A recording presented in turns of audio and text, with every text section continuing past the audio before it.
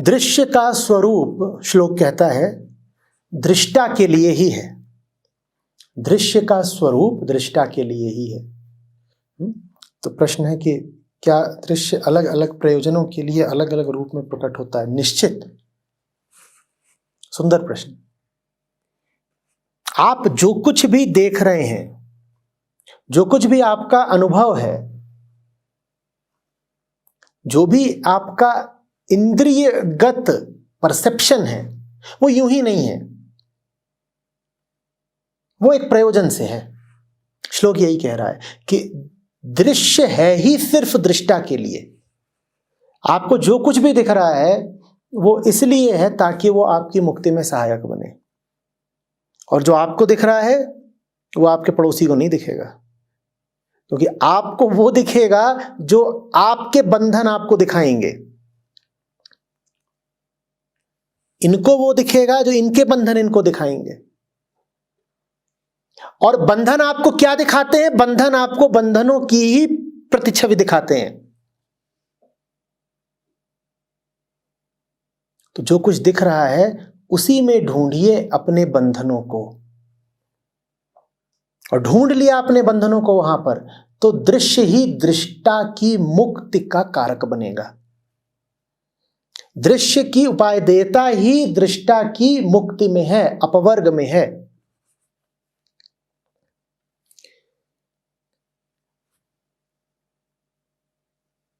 बात समझ में आ रही है? इसी बात को मैं कहा करता हूं, सत्य का रास्ता संसार से होकर जाता है, और कोई रास्ता है ही नहीं।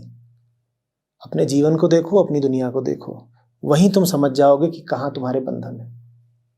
सत्य का रास्ता संसार से ही होकर जाता है। और उसी बात को मैं दूसरे तरीके से कहा करता हूं कि तथ्य सत्य का द्वार है। इसी चीज को पतंजलि कह रहे हैं कि दृश्य का प्रयोजन दृष्टा के लिए ही है, अन्यथा दृश्य का कोई प्रयोजन नहीं।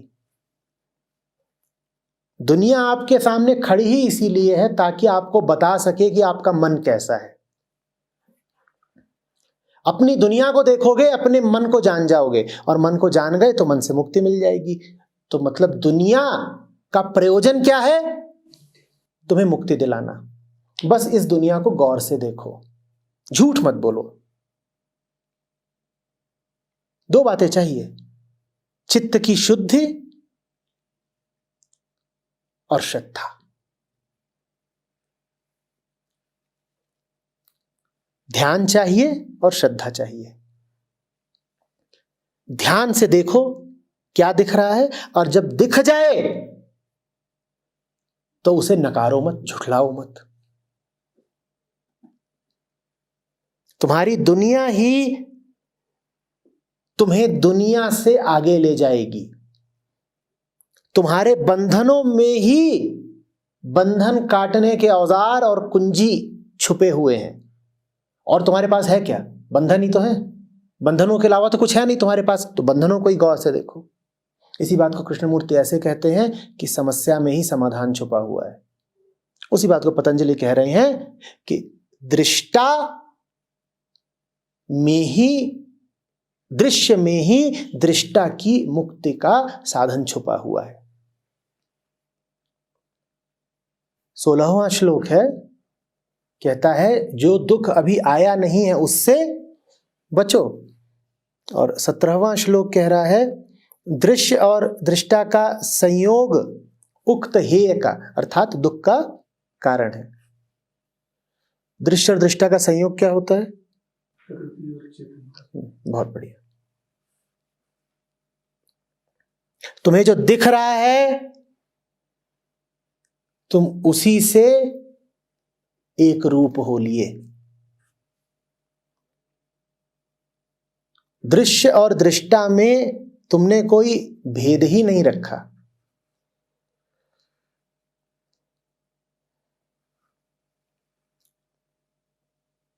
यही समस्त दुख का कारण है।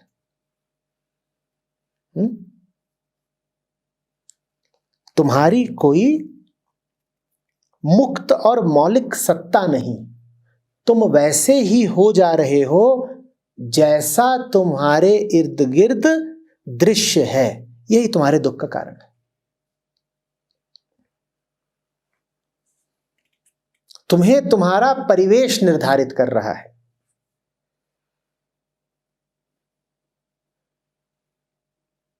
जैसे कि आत्मा हो ही ना तुम,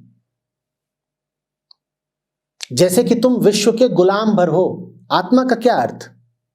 कि तुम्हारे पास एक मुक्त स्वतंत्र सत्ता है जो माहौल के बदलने से बदल नहीं जाती, उसी को कहते हैं आत्मा। आत्मा माने मेरी है, दुनिया की नहीं है। किसकी है? मेरी है। मेरी है तो दुनिया से प्रभावित नहीं होती, तब तो आत्मा है।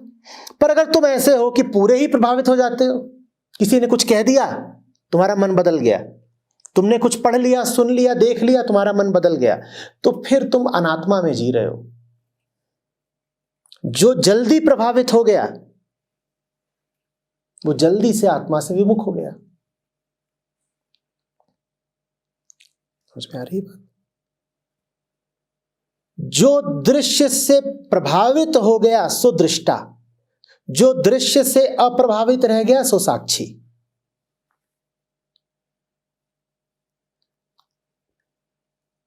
अंतर स्पष्ट कर लेना। क्योंकि दृष्टा है ही वही जो दृश्य से प्रभावित हो जाता है, दृश्य द्वारा ही निर्धारित हो जाता है।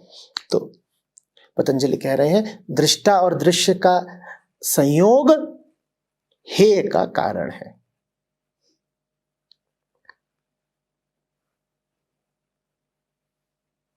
ठीक है। अनागत दुख वही है जो अभी दृश्यों से अटैच हो जाते हैं, तो उससे जो आगे दुख नहीं, उसमें संबंध बनाना जरूरी नहीं है। इन दोनों श्लोकों को आपस में संबंधित करके देखना भी जरूरी नहीं है। तुम संबंध स्थापित कर भी सकते हो, पर आवश्यक नहीं है। दोनों को अलग अलग भी पढ़ो तो उनकी पूरी उपयोगिता है। दृष्टा और भोक्ता जिसको हम कहते हैं वो एक एक एक एक वो मन है। हम दृश्यों के भोक्ता बन जाते हैं,